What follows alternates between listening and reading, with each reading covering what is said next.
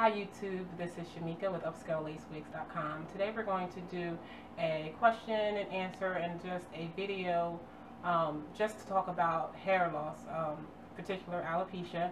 And as you already know, on our website we have a lot of different units to cover individuals who have hair loss, but a lot of times we get questions in regards to like what type of units work best for customers, what sort of fit they have, and just their overall experiences. So today we have Denise. I've been friends now with Denise for a while. Started as a customer, I guess like 3 years? Close to 3 years.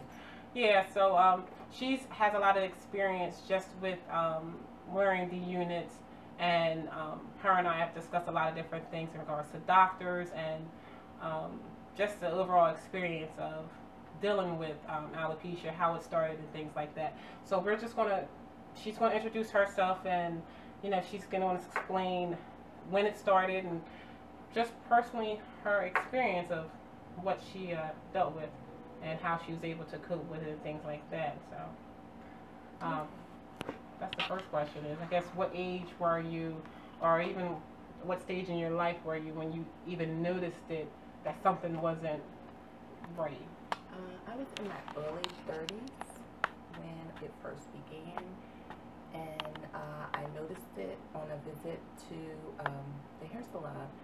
I had been noticing that there was some thinning occurring in the crown of my head, and I was having to take more and more time and effort to try to cover that area. From there, I started going, of course, to a different stylist in an effort to try to go to like a higher end weave.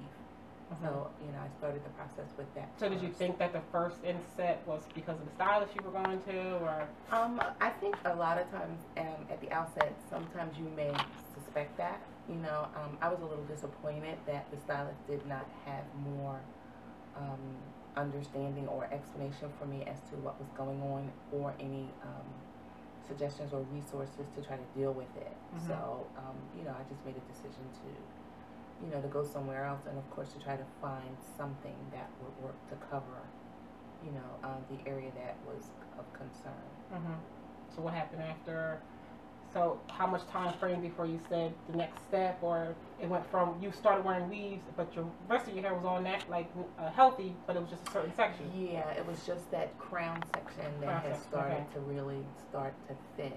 It was like, it started with like what I think they refer to as diffuse thinning. Okay. So it was just like my hair density was kind of it was diminishing in that area. Okay. Just in that area. I've always suffered with thinning around the temples. Okay. But I had always thought that that was kind of hereditary because my mom had the same thing and my sister had the same thing where they were thin around the temples. But that was the first experience that was in our family, in the crown area. Okay. So the thinning area, did you think it was anything of traction alopecia? I mean, that's a lot of times could be considered traction alopecia in the hairline area. Okay. I didn't think. I think around the temples, I think it was just genetic. It was just like a genetic thing. But in the crown, I think it was actually, years later, kind of looking back, I think it was kind of stress induced. It was a very stressful time in my life at that point in time. I was coming out of a marriage.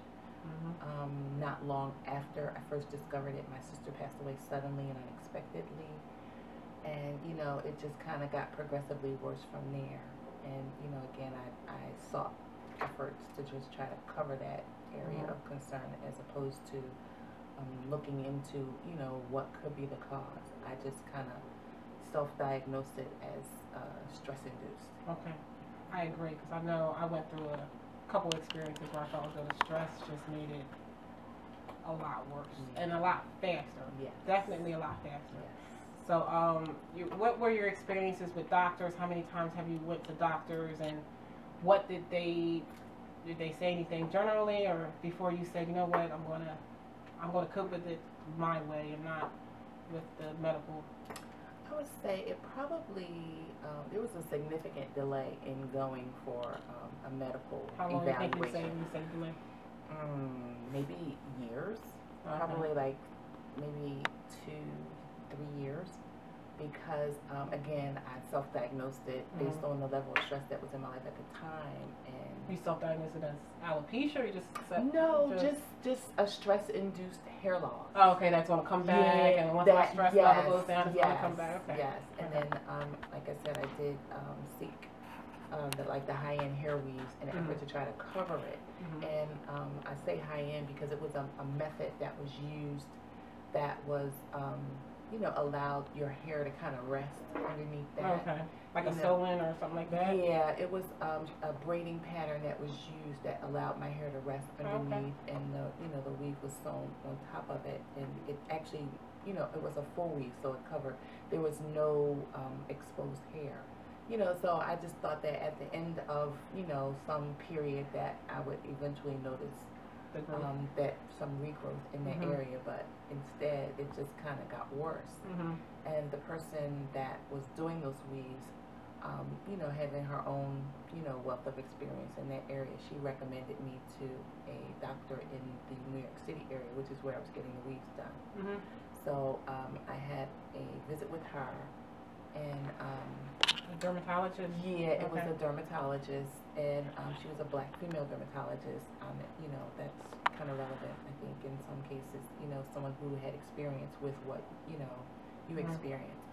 And she also thought that there was maybe some inflammation or something going on, and she recommended a course of antibiotics for a period of time. Antibiotics that go on your head, or? Well, it was internal. Oh, okay. Yeah, it was internal antibiotics, but it was like a course, a 3-month course, I think, to start. Pills. Yes, pills. Yes, and to see whether there was any meaningful change. I also had a scalp biopsy, which kind of said something about folliculitis, which was an inflammation of the hair follicles.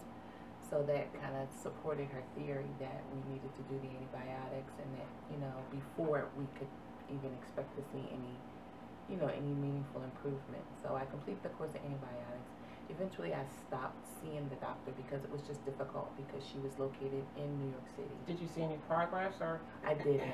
I really didn't. But I did pick up with a dermatologist here, who repeated the biopsy and came to a similar conclusion. And I had some additional. A similar conclusion, which was? The folliculitis. Okay. So, and had a different course that was recommended, which was some topical things, shampoos, conditioners. Of course, they recommended that no weaves, because they didn't want anything to interfere, with the course, the medical course of action that was being taken. And I went through, from the topical phase through over probably about 3 years, through several different courses, all the way up to injections. And that was very painful, and to the point where it was not worth, considering that. So I just continued. I went back to the weave option, and I wore that for a period of time until the hair loss just kind of worsened. And particularly it went from the crown at that point to the edges. Your story sounds like one. Yeah, okay. It went to the edges. All right. So at that point, that's when you said that you're going to start wearing the full wigs.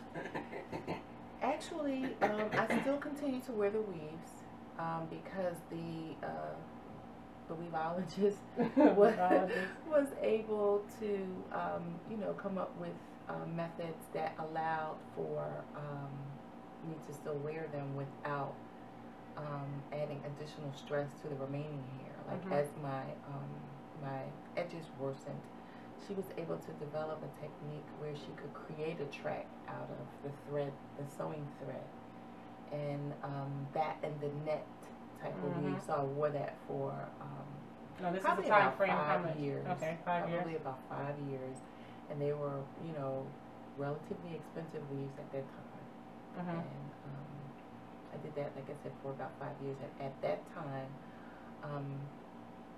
in between the weaves, I was wearing regular retail wigs. and I had an experience at work with a concern about the security of the retail wig on my head that made me consider going to a more secure option, which is the lace wigs. Okay.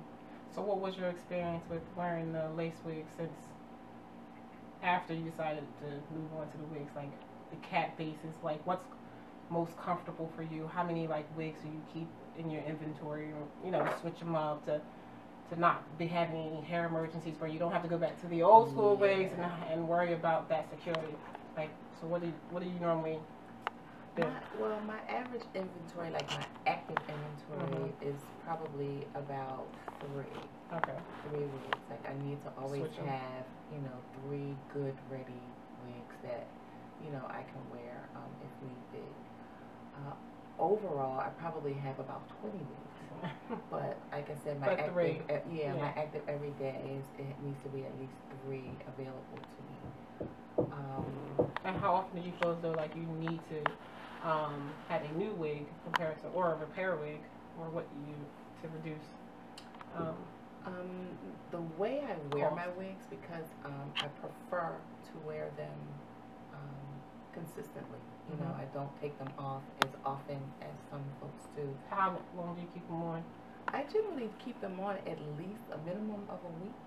Oh, okay. You know, and I've actually done longer depending on what was going on, you know, with my schedule and my life at the time. And that works better for me because of my schedule. It's like I'm not always able, you know, to do hair, you know, on a moment's notice. So, you know, I need to have an option that I can wear long term. Okay. So when you wear the wigs for a week, what sort of tape or adhesive do you like to use that you might be able to suggest for others? I use a Walker. Walker? Walker 3/4 inch. It's a... That's the blue line tape? Yes, a long wear tape. And it's supposed to hold for 2 weeks to a month. Do you use any liquid with it, or? No, I prefer not to. I started out with that. It's an easier cleanup, right? It is. It's an easier cleanup. You know, I also found that sometimes it's a little hard on your skin. My skin tends to be a little bit. If you use a liquid adhesive, yeah, towards the sensitive side. Any type of long-term bond, I think, can kind of challenge your skin from time to time. And my skin is, you know, sort of sensitive. So. How do you feel about with you having hair loss? And you're bonding the unit to your actual head. Sometimes people wear wigs who have the hair. They also ask questions in regards to like the thin skin, regardless of where the area is, what's most like comfortable, if it's hot, how's it in the summertime? The thin skin in general is comfortable. I find that like so far the most comfortable. How much thin skin though? Like I've never had like a complete 100% thin skin. Most of mine have had like that little ventilated area that was laced in the crown at a minimum. I've since had others that I've gotten from you that have like more perimeter thin skin. I find that for security purposes, the ones with more thin skin and the ventilated crown are more secure and comfortable. They are hot, but not, I don't think, any more uncomfortable than any other kind of wig. Okay, like when you say wig, do you mean like old school wig or like lace wig? Lace wig or old school. I don't think it's really because, you know, I guess it depends on the person. I tend sometimes to kind of sweat in my head, so that does, you know, kind of impede the, you know, the airflow up there. But like I said, not anymore. I have not found that it was any more than any of the others. Okay, I can agree with that one. Okay. Yeah. Any type of hair that you might want to suggest that you feel comfortable with, or lengths that you like, that you feel as though like I tried this, I tried that, but this what works for me for my daily life. Like any type of hair, any lengths of hair, densities that you feel as though like I normally might choose because I think it looks most natural. I think this has a longer longevity to it, or anything that you may feel as though a suggestion or will help someone else better decide. I tend toward like I guess, a medium length. I tend not to go much below the shoulder, and that's comfortable for me. I've gone through like a lot of wigs over a lot of years, and the best by far is the virgin hair that's not processed. I'm challenged a little bit sometimes with the color of that because I tend to like darker hue hair, but the quality and that it doesn't tangle, you know, the virgin certainly is by far the best. As far as just general styling, I tend to wear layers a lot, but layers does create additional maintenance. You know, you got to kind of keep that up. It's got to be curled or, you know, or blended. So I tend not to do like the blunt or single length. You know, I just kind of go with shoulder length layers. So how often do you maintain or have to seal your knots or wash your units, and sort of time frame that it takes you for your daily routine? I haven't done knot sealing since I've been wearing the thin skin because they're not accessible. Even with the lace in the crown? In the lace in the crown, it does. But I haven't, like, I don't know, I guess I haven't done it consistently enough to really recognize, you know, like a real difference. Oh, okay. You know, I mean, I did at the outset when I first started wearing lace wigs, I did the whole thing. I did the knot sealing over a period of time, and I didn't really notice that it increased the longevity. Okay. You know, it really didn't. But the lace ones, did you use it or no? The full lace that I've worn, I have, yes, I have, but not consistently. Okay. Not consistently. Okay. Any sort of like cost savings? What your experiences with your health insurance? Do you do anything to help reduce the expense of dealing with hair loss and dealing with alopecia in regards to like saving money? I've never done the health insurance route. I did look into it, and I do recognize that my particular insurance was, you know, they were prepared to challenge, you know, and by the time that became a pretty routine option available through insurance, I had long been diagnosed and wearing, you know, those other options. So it didn't seem like it would be as easy an option for me to be able to go the insurance route. So I just really never pursued it for that reason. You know, in terms of cost savings in general, I just kind of do a lot of research, you know, just on the internet, you know, and through others who, you know, wear similar options, you know, in an effort to try to find out. I try to balance cost with quality. You know, quality, of course, is my biggest concern, you know, but cost is right up there. You know, number two. Yeah. I guess one of the last questions is, like, there's any sort of tips, suggestions, or anything of notes that you would like for anyone to know in regards to the whole experience of alopecia that you feel as though that should be stated, should be known, that either people won't talk about it or may just not know? Well, I think that's one of the biggest things. Talk about it. You know, just talk about it. I know it's difficult. You know, no one wants to have that experience, but I think talking about it is the first road to resources that might help. You know, also, I would highly recommend anybody to just not wait. You know, when you first discover that something is not right, get an evaluation. You know, because if it is something that's reversible, you know, you want to be on top of, you know, getting started with whatever treatment option there may be for that. Just like I said, just talk about it. You know, the progressiveness of hair loss today is just like mind-boggling. You know, there is such an amount of people that experience it now. You know, and there is not a lot of resources. You know, there are a lot of research. No, it's not, and the industry has been geared mostly toward men. You know, and you know that's all well and fine, but you know we need resources too. And I think the more we, you know, we talk about it, and you know we kind of get the word out there that we're in need of resources. You know, maybe more resources will become available. Well, thank you for Thank you. sharing your